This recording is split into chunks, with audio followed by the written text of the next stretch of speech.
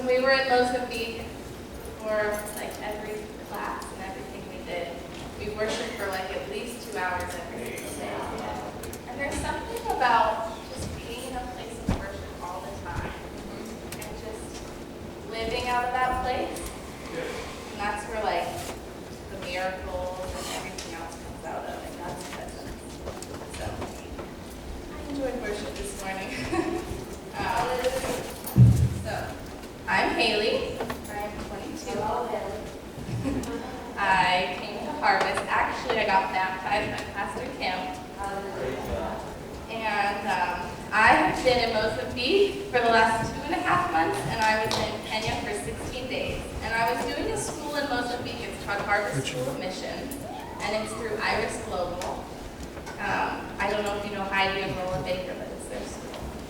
And I wrote down just a quick little overview of the school that one of the staff members wrote down and shared with us as numbers. So there was 240 students, 31 staff, 28 nationalities, 10 weeks, 17 deportations, 480-ish flight changes, 3 different moving the school plans, 600 visa renewals, 30 plus hours at immigration, 200 emergency medical evacuation flights, 1 meeting with the U.S. Embassy. So let me just say it wasn't boring. The whole school was about to get deported halfway through because the government didn't want us to be there anymore. That was really interesting. And we were praying and praying and praying, God, let us stay, just let them change their mind about us being there. And everyone kept hearing from the Lord, you're going to stay, He's going to make us stay. Well, the government finally, a few days before people's visas were about to expire, said, you cannot stay here. You need to get the school out of here. We don't want them here. And they were going to deport all of us, all 240 of us, plus all the staff. So we were all going to go to South Africa. This is a big issue for staff, changing flights, a lot of money involved in this. We changed everyone in the school's flights. 17 people flew to South Africa. And as we were sitting there, the first group of people were about to get on the flight. The government called the leader of the base and said, actually, I decided you guys can stay. Wow. And you can have the next school here. That was pretty crazy. But I'm just going to say, not everyone was super happy about it. You see, we have just changed our flights. We are in a whole heap of you-know-what at this point, financially, and the Pampa is a teeny place in the middle of nowhere. And so the airlines, they called them and said, we have 240 people that need to be out of here in like 2 days. And they even had huge planes flown in to get us out of there. So the airline wasn't super happy with us either. And still, God was so faithful to what He said in the beginning. I mean, actually, they weren't even going to give us visas to get there. And Heidi said, have us going away, God. And so she flew 240 of us with no idea that we weren't even supposed to be in the country for 90 days for the 3-month school. But we were supposed to be there. So they've never had anything like that happen before, but let me just say, like, God is God and He does what He likes, and if He offends some of us with plane ticket issues and money issues, that's what He does. It didn't make sense. I don't know, it still doesn't make sense to me. Why didn't He have them change their mind before we went through the hassle of changing all our flights? But He is God. But there's like a million things I could tell you about the whole entire time there. I don't even know where to start. But I'm just going to start with the things that I feel like He really touched me with. There's even a million of those things, but I went to Pemba in kind of not a good place. Just like, I heard about all these miracles, I was really hungry, I knew that God was moving, but I had never really seen the reality of it in my life. And felt God's presence, I knew He was real. And I couldn't turn back because I knew enough to know He's real. But I wasn't seeing the reality, and I was getting frustrated, and I was getting hungry. Like, God, what is going on? I know you're real, but I'm not seeing it in my life. I'm praying for people, nothing's happening. I don't feel you. I see people next to me like fall on the ground, and I'm like standing there, nothing's happening. I'm like, okay, this is getting really tiring. I feel like I'm turning my wheels, and I would watch these videos of Africa, and I'd be like, I need to go there. Pastor Richard was here like 4 years ago or something, and he was sharing all this stuff. And I was sitting there, and I was 18, and I was like, I want to go there. I'm going there someday. I want to go there. So it's always been kind of on my heart to do missions, but I had no idea. I had no money. I'd never been to college. I didn't know how I was going to get there. And that's a whole other story. So thank you guys, because you guys actually helped me get there. But I made it there. And so Iris is known for the signs and miracles and revival happening. Mozambique has mass revival. They have over 10,000 churches. That's the last time they counted. They don't even know how many churches they have anymore. There have had 400 people actually, doctor, yes, this happened, raised from the dead. And you know what? It happens so often there that they don't even count it anymore unless you've been dead at least 4 hours. If you haven't been dead 4 hours, then you're just healed. So who the heck knows how many people?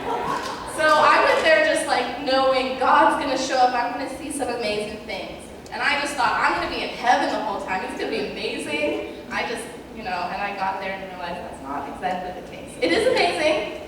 I wasn't in heaven the whole entire time. There's a lot of horror stories I can tell you, but I have to say the horror stories aren't even worth the cost of what I had to pay while I was there. There's a lot of things. I was sick. You're in the dirt, you're not taking showers, you're in yards with bottles of water. Sometimes there's no electricity.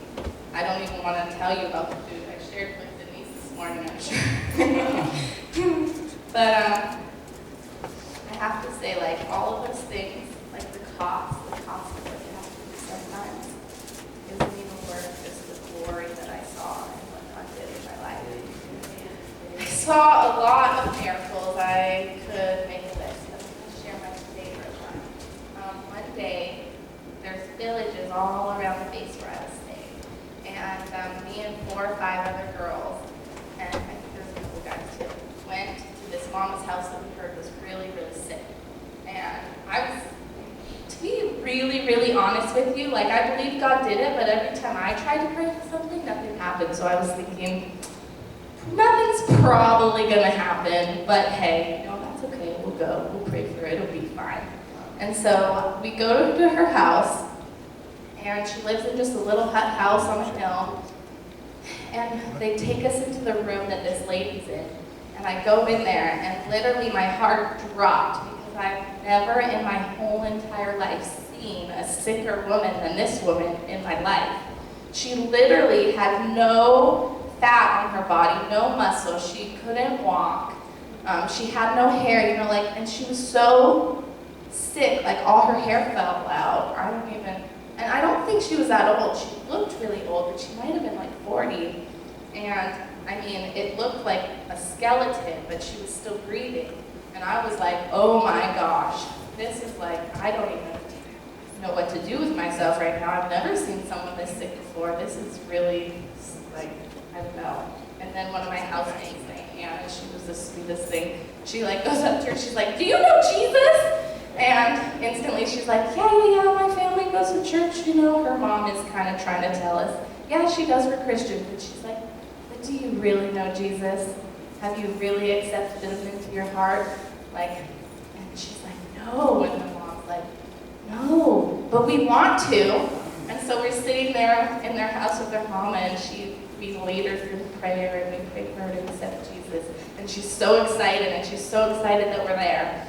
And then my parents, she's like, we need to pray that she gets the Holy Spirit now. Let's do it, guys. And everyone in there is like, yes.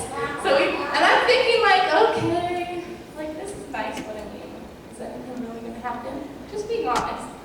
And so we all lay hands on her, and we start praying for her. And all of a sudden, this woman starts shaking, and she's and I could feel it. All of us were sitting down, and all of a sudden it's I can barely sit up right now. And this woman starts shaking violently, and we're all looking at each other And then the translator, she starts screaming something, and I don't understand what she's saying. And the translator's like, she's saying, I can hear. And we all look at each other. We like stare at each other, and we're like, she's deaf? And then the mama said, oh yeah, she can only hear a tiny bit out of one ear. And she's screaming, she's like, I can hear everything you're saying, I can hear everything you're saying. Wow. And I just started bawling, because I was like, oh my gosh, we didn't even know she was deaf and God healed her. This is amazing. And so the next thing we're like, she needs to get baptized now. And we're like, have you been baptized? No? Okay, we're baptizing you. And I know this, I believe in full submersion, but we were in the middle of nowhere and we only had water bottles. So sometimes you gotta do what you gotta do. So we put her on a little bed and I was like, I wanna do it, I need to baptize her. This is awesome. So she hadn't eaten in like 3 months or something. She was not hungry. She had no hunger. It was the thought of food made her go slower. So we like put her on the bed and we go through baptism with her and she sits up and goes like this and she's like, I'm so hungry, get me food! We're like, what do you want to eat? And she's like, matapa, which is what they eat there. So we go to the village and we buy everything we need to make her matapa and just some food for her family and come back and we give her the food. And I was still just like, oh my gosh, this is the craziest thing I've ever seen in my life. And I just like walking around in total, just like walking back to the base like, what just happened? And we came back a couple weeks later and just to visit. And she couldn't walk, but she was still eating matapa, and she was getting stronger. And even now, just, I don't know, seeing stuff like that, and it's so normal. I mean, Heidi prays for people. This only happens to Mozambicans, so don't get the wrong idea, but 100% of Mozambicans that she prays to that are blind get healed. 100% of the time. And so, just being there, I saw so many miracles. One was my favorite just because I totally didn't even believe it would happen. God doesn't really care what we do. He'll still move through us. And it makes you realize how little we are and how just wow, I am so just little and just all we gotta be is a vessel. Just empty me out and let God use me because I can't do that. I can't open that lady's ears up. God can do that. And so, I think one of the biggest things though that impacted me or just changed my heart, or I didn't know before I went to Africa, was after being there a while, miracles, like literally people open it, God tells them to go to this country and they open up their bank account and there's $2,000 in there. Or people getting healed everywhere, people getting slain out in the spirit, having dreams of heaven and just crazy stuff all the time. You start sometimes standing there and realizing I'm sitting around, everyone is slaying in the spirit around me and I'm standing there, I'm I feel nothing right now. And I'm in Africa. And if I'm not feeling anything in Africa, I might be having a real problem right now. And Roland Baker, everyone, 90% of every person he touched would be out every time. And he'd touch me. I was so excited. I was like, man, I'm fine. We're going to go out. He's going to touch me. And he's coming. Yes. And then he touched me and I was standing there. I was like, you really got to be kidding me. This is not cool, Jesus. And that night when we went home, it was so funny. That night when we went home, I was sitting eating dinner with the girls at my house, and we were praying. One of them was experiencing the same thing. He's like, I don't even feel God here. I'm starting to believe it's not real. I'm seeing it, but why is he not touching me? And all of a sudden, I'm sitting there, and this is the same day, and I feel the Holy Spirit just following me, and I start laughing. And I don't know what, I ran over to her, I put my hands on her, she falls out, and we're all just eating dinner together, and all of us just totally can barely walk. And I'm just that was cool. And I just say that just for me, I don't have any problem with, laying your hands, but it's not really about someone laying their hands on you. touching you. And I started just going after him and him touching me. And I mean, it's cool when this happens, but I don't care if someone touches me or lays their hand on me anymore. I'm just going to be in the front just worshiping Jesus because he's the one who protects me. And another thing I learned really, really quickly is that miracles and all these things are really, really amazing, but they can't like satisfy us. They're not like the point. And a lot of church now, like we hear about Africa, we're like, oh my gosh, so many miracles are happening there. That's so, so cool. You want to know why so many miracles are happening there? Because they love Jesus. I learned really, really quickly that Jesus is the point. The miracles and all that stuff is amazing, but they're not the point, and they don't like keep you warm at night, they don't hug you, they don't save you from your sin. They're just like hugs from God, and they're so, so amazing, and I love them, and God does them. And they're wonderful, but they're really not the point. And I would stand there and I would just be like, wow, like Jesus, there's a point where I'm seeing all this happening, and I'm like, this isn't enough. Like, this is not enough, I need Jesus. And it was like so much so, it's like you can't even sleep, you just don't want to do anything. You're like, if like I'm in Africa, in where like the biggest revival known to man at the moment is happening, and I'm seeing all these miracles, and I still feel empty, and I don't feel like I think I should be feeling. And I started to realize, like, I need Jesus, and I got hungry. And I was like just walking around like, I'm mad right now, I need Jesus. I don't need that stuff. That stuff doesn't matter. I really need Jesus, because obviously this stuff is not making me feel satisfied. And I just really, really wanted the whole time. I'm like, I can see these things. And there's times I got like totally slain in the spirit and was rolling around laughing. And even that didn't satisfy. It's amazing, I'm not going to lie. But it didn't make me feel fulfilled at all. And I was like, gosh, I need something else. I really, really need something else. This isn't the point. And one of the days Roland was like, this stuff isn't the point. This isn't what we live for. This isn't the things that we love. We love Jesus, and these things follow us. And I started praying, and I was just like, Jesus, I don't want to leave school without feeling like you love me, without feeling your love so much that it just like grips every single part of me that I can't like keep saying. And I'm going to tell you, if you want to know what love looks like, go to Africa. Because you go out to the village, you see people literally starving. Like, I don't think we understand what starving looks like. Starving looks like bloated bellies and no shoes on the kids running around. And yet they're really, really happy, and they make really cool toys out of garbage. And then we come home and kids are complaining because they don't have the new iPhone 6 or whatever. And then I just have to, it's okay. But, where was I going with that?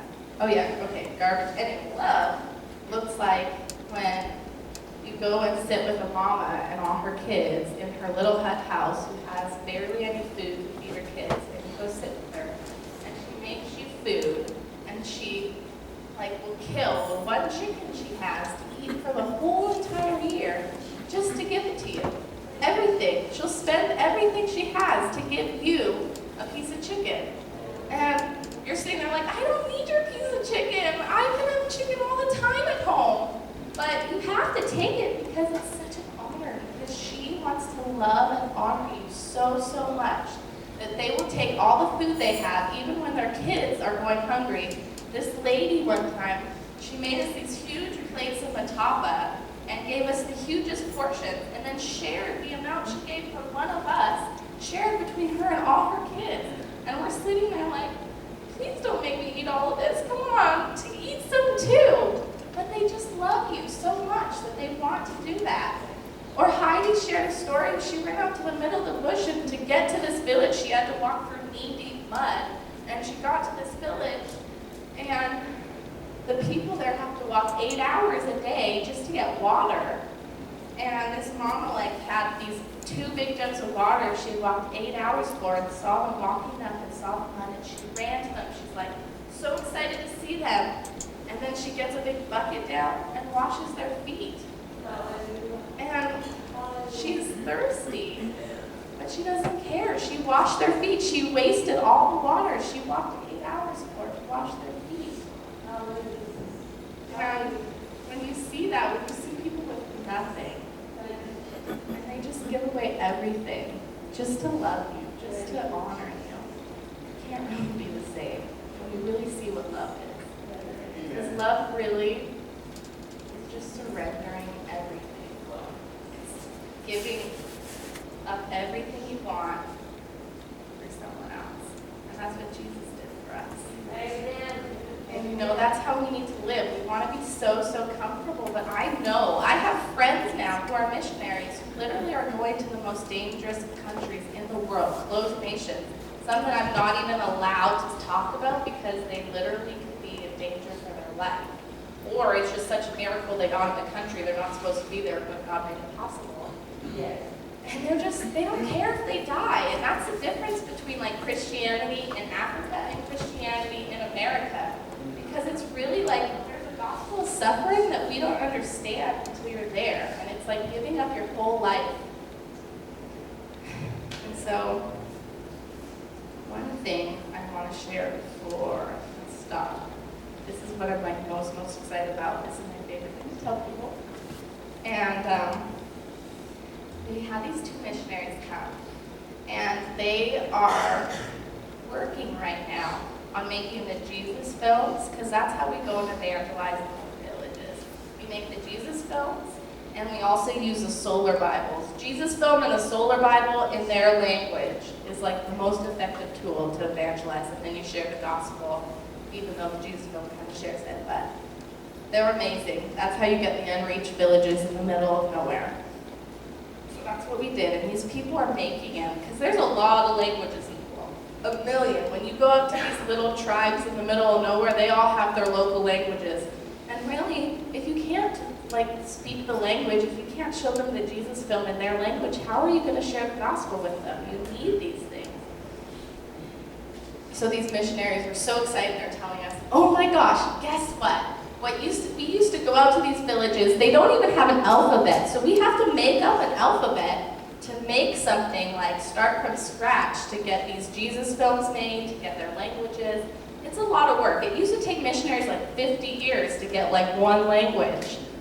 And these missionaries, like, technology is so amazing now, because right now, in the next 10 years from right now, the gospel videos, on the solar Bibles and the Jesus film will be in every single language on the planet.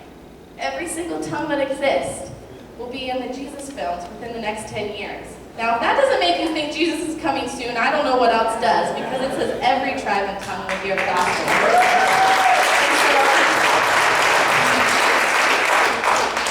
Now they're like, all we need now is people willing to go. Because someone has to go to these crazy places in the middle of nowhere and tell these people about Jesus. Somebody has to do it. And that's what makes me so excited. I'm like, me, I want to go. I want to tell them. That's so amazing. Please, send me. That's kind of a scary thing, because you know when you ask God to do things like that, He does.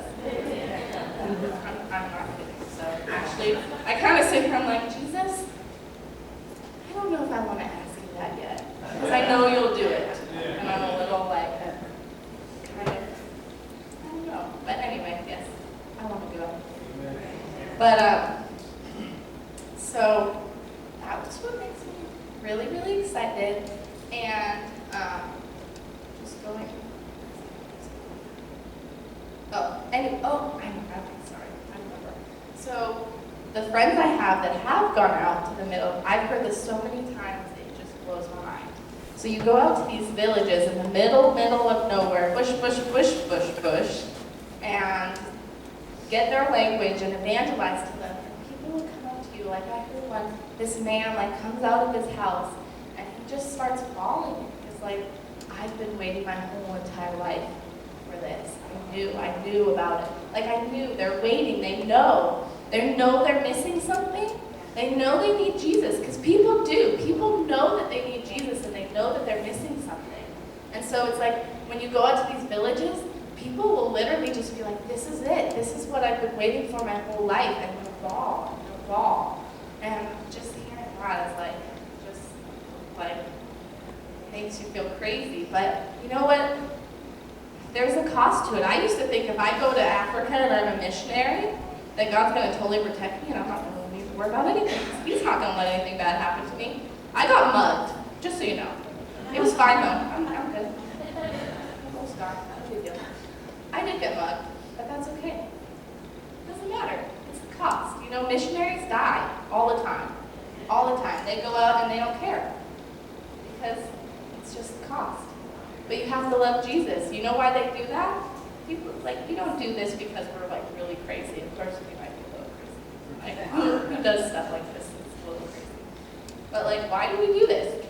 Because we love Jesus. Why do people go out there and they don't care if they die? Why do you go out there and don't care if you get fed or have running water or who the heck knows? These people literally could spear your husband. I've heard stories of them going out there and spearing their husband and the wife goes back and forgives the whole village and the whole tribe gets saved.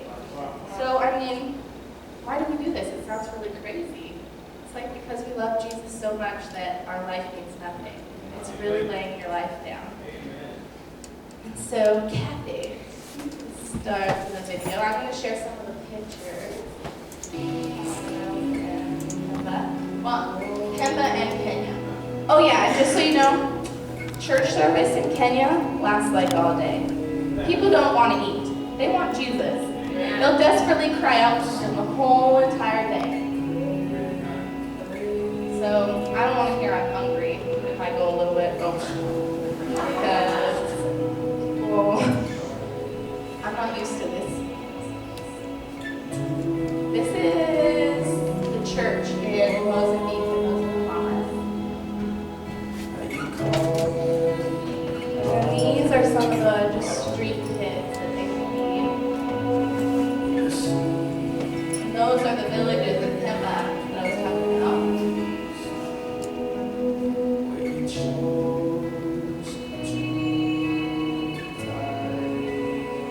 And that is the lady that we prayed for.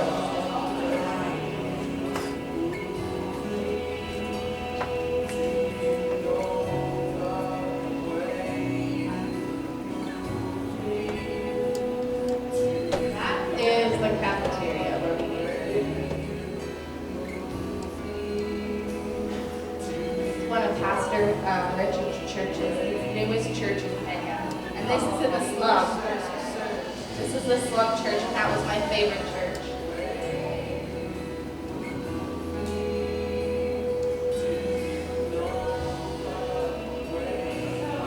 And I got to go play with monkeys. That was cool.